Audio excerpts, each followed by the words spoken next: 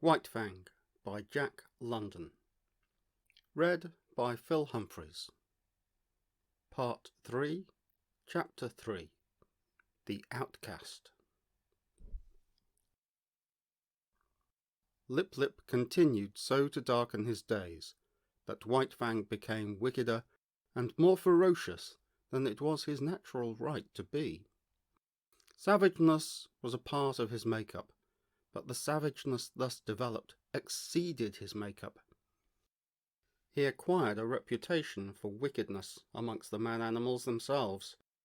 Wherever there was trouble and uproar in the camp, fighting and squabbling, or the outcry of a squaw over a bit of stolen meat, they were sure to find White Fang mixed up in it, and usually at the bottom of it. They did not bother to look after the causes of his conduct. They saw only the effects, and the effects were bad. He was a sneak and a thief, a mischief-maker, a fomenter of trouble, and irate squaws told him to his face, the while he eyed them alert and ready to dodge any quick-flung missile, that he was a wolf and worthless and bound to come to an evil end. He found himself an outcast in the midst of the populous camp. All the young dogs followed Lip's lead. There was a difference between White Fang and them. Perhaps they sensed his wild wood breed, and instinctively felt for him the enmity that the domestic dog feels for the wolf. But be that as it may, they joined with Lip in the persecution, and once declared against him, they found good reason to continue declared against him. One and all, from time to time, they felt his teeth, and to his credit he gave more than he received. Many of them he would whip in single fight, but single fight was denied him. The beginning of such a fight was a signal for all the young dogs in camp to come running and pitch upon him. Out of this pack persecution he learned two important things: how to take care of himself in a mass fight against him, and how, on a single dog, to inflict the greatest amount of damage in the briefest space of time. To keep one's feet in the midst of the hostile mass meant life, and this he learned well. He became cat-like in his ability to stay on his feet. Even grown dogs might hurtle him backward or sideways with the impact of their heavy bodies, and backward or sideways he would go, in the air or sliding on the ground, but always with his legs under him, and his feet downward to Mother Earth. When dogs fight, there are usually preliminaries to the actual combat, snarlings and bristlings and stiff-legged struttings. But White Fang learned to omit these preliminaries. Delay meant the coming against him of all the young dogs. He must do his work quickly and get away. So he learnt to give no warning of his intention. He rushed in and snapped and slashed on the instant, without notice, before his foe could prepare to meet him.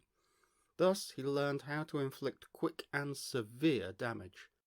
Also he learned the value of surprise. A dog taken off its guard, its shoulder slashed open, or its ear ripped in ribbons before it knew what was happening, was a dog half-whipped. Furthermore, it was remarkably easy to overthrow a dog taken by surprise, while a dog thus overthrown invariably exposed for a moment the soft underside of its neck, the vulnerable point at which to strike for its life. White Fang knew this point. It was a knowledge bequeathed to him directly from the hunting generation of wolves. So it was that White Fang's method, when he took the offensive, was, first, to find a young dog alone, second, to surprise it and knock it off its feet, and third, to drive in with his teeth at the soft throat. But, being partly grown, his jaws had not yet become large enough nor strong enough to make this throat attack deadly. But many a young dog went around camp with a lacerated throat in token of White Fang's intention. And one day, catching one of his enemies alone by the edge of the woods, he managed, by repeatedly overthrowing him and attacking the throat, to cut the great vein and let out the life. There was a great row that night. He had been observed. The news had been carried to the dead dog's master. The squaws remembered all the instances of stolen meat, and Grey Beaver was beset by many angry voices. But he resolutely held the door of his tepee, inside which he had placed the culprit, and refused to permit the vengeance for which his tribespeople clamoured. White Fang became hated by man and dog.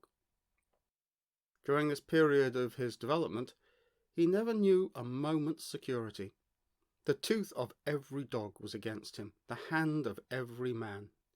He was greeted with snarls by his kind, with curses and stones by his gods. He lived tensely. He was always keyed up, alert for attack, wary of being attacked, with an eye for the sudden and unexpected missile, prepared to act precipitately and coolly, to leap in with flash of teeth, or to leap away with a menacing snarl. As for snarling, he could snarl more terribly than any dog, young or old, in the camp.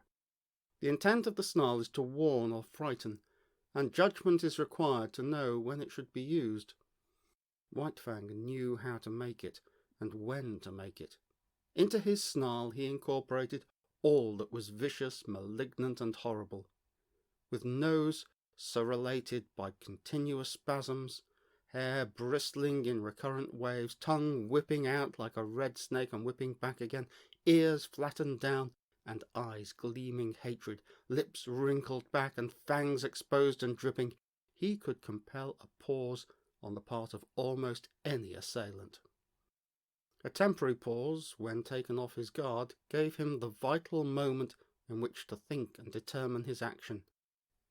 But often a pause so gained lengthened out until it evolved into a complete cessation from the attack. And before more than one of the grown dogs, White Fang's snarl enabled him to beat an honourable retreat. An outcast himself from the pack of part-grown dogs, his sanguinary methods and remarkable efficiency made the pack pay for its persecution of him. Not permitted himself to run with the pack, the curious state of affairs obtained that no member of the pack could run outside the pack. White Fang would not permit it. What with his bushwhacking and waylaying tactics, the young dogs were afraid to run by themselves. With the exception of Lip Lip, they were compelled to hunch together for mutual protection against the terrible enemy they had made. A puppy alone by a river bank meant a puppy dead, or a puppy that aroused the camp with its shrill pain and terror as it fled back from the wolf cub that had waylaid it. But White Fang's reprisals did not cease even when the young dogs had learned thoroughly that they must stay together. He attacked them when he caught them alone, and they attacked him when they were bunched. The sight of him was sufficient to start them rushing after him, at which times his swiftness usually carried him into safety. But woe the dog that outran its fellows in such pursuit. White Fang had learned to turn suddenly upon the pursuer that was ahead of the pack, and thoroughly to rip him up before the pack could arrive. This occurred with great frequency, for, once in full cry, the dogs were prone to forget themselves in the excitement of the chase, while White Fang never forgot himself. Stealing backward glances as he ran, he was always ready to whirl around and down the overzealous pursuer that outran his fellows. Young dogs are bound to play, and out of the exigencies of the situation, they realized their play in this mimic warfare. Thus it was that the hunt of White Fang became their chief game, a deadly game, withal and at times a serious game. He, on the other hand, being the fastest-footed, was unafraid to venture anywhere. During the period that he waited vainly for his mother to come back, he led the pack many a wild chase through the adjacent woods. But the pack invariably lost him. Its noise and outcry warned him of its presence, while he ran alone, velvet-footed, silently, a moving shadow among the trees, after the manner of his father and mother before him. Further, he was more directly connected with the wild than they, and he knew more of its secrets and stratagems. A favourite trick of his was to lose his trail in running water, and then to lie quietly in a nearby thicket while their baffled cries arose around him.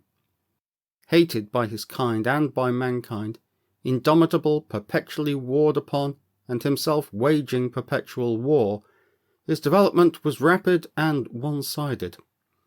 This was no soil for kindliness and affection to blossom in. Of such things he had not the faintest glimmering. The code he learned was to obey the strong and to oppress the weak. Grey Beaver was a god and strong, therefore White Fang obeyed him. But the dog, younger or smaller than himself, was weak, a thing to be destroyed. His development was in the direction of power. In order to face the constant danger of hurt and even of destruction, his predatory and protective faculties were unduly developed. He became quicker of movement than the other dogs, swifter of foot, craftier, deadlier, more lithe, more lean, with iron-like muscle and sinew, more enduring, more cruel, more ferocious, and more intelligent. He had to become all these things, else he would not have held his own, nor survived the hostile environment in which he found himself.